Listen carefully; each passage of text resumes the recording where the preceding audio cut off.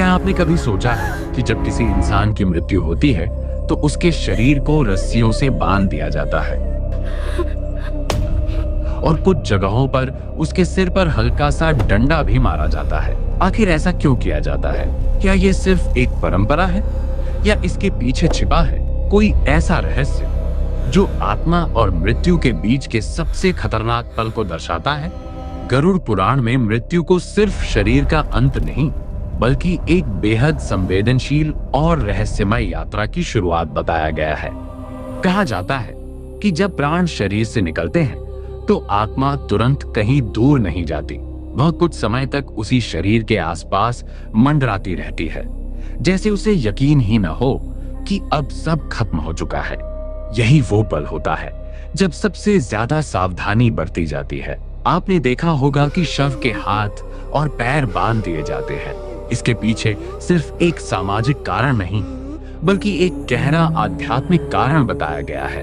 गरुड़ पुराण के अनुसार मृत्यु के बाद शरीर में बची हुई सूक्ष्म ऊर्जा कभी कभी अनियंत्रित हरकतें पैदा कर सकती है। ये हरकतें देखने वालों के लिए डरावनी और असहज हो सकती है। लेकिन क्या सिर्फ यही वजह है या इसके पीछे कुछ और भी है? कुछ मान्यताओं के अनुसार आत्मा जब शरीर से अलग होती है तो वह भ्रमित और अस्थिर होती है।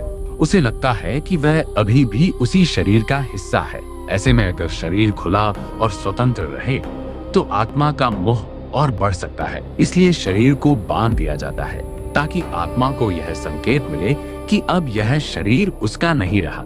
अब बात करते हैं उस रहस्यमय प्रथा की जिसमें सिर पर डंडा मारा जाता है। यह सुनकर शायद आपको अजीब लगे, लेकिन इसके पीछे भी एक गहरी मान्यता छिपी है। गरुड़ पुराण के अनुसार मृत्यु के बाद भी ब्रह्म यानी सिर का सबसे ऊपरी हिस्सा आत्मा के निकलने का एक प्रमुख द्वार माना जाता है। कुछ परंपराओं में ये माना जाता है कि अगर आत्मा पूरी तरह से बाहर नहीं निकल पाई हो तो सिर पर हल्का आघात देकर उस प्रक्रिया को पूरा किया जाता है।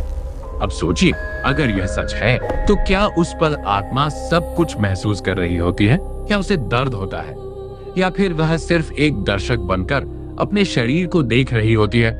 यह सवाल जितना डरावना है उतना ही रहस्यमय भी है। कुछ लोग इसे अंधविश्वास मानते हैं तो कुछ इसे हजारों साल पुरानी वैज्ञानिक समझ बताते हैं जिसे हम आज भी पूरी तरह समझ नहीं पाए हैं। लेकिन एक बात तय है कि मृत्यु के बाद के ये पल जितने शांत दिखते हैं उतने ही गहरे और अनजाने होते हैं। गरुड़ पुराण हमें सिर्फ डराता नहीं बल्कि ये समझाने की कोशिश करता है कि जीवन और मृत्यु के बीच की दूरी उतनी सरल नहीं है जितनी हम सोचते हैं। अब जरा खुद से पूछिए, अगर आत्मा सच में कुछ समय तक अपने शरीर के आसपास रहती है तो क्या वह अपने प्रियजनों को देख रही होती है? क्या वह उनके रोने, उनके दर्द को महसूस कर रही होती है? और सबसे बड़ा सवाल, अगर आत्मा उस पल सब कुछ देख सकती है तो क्या वह हमें कुछ बताना चाहती है?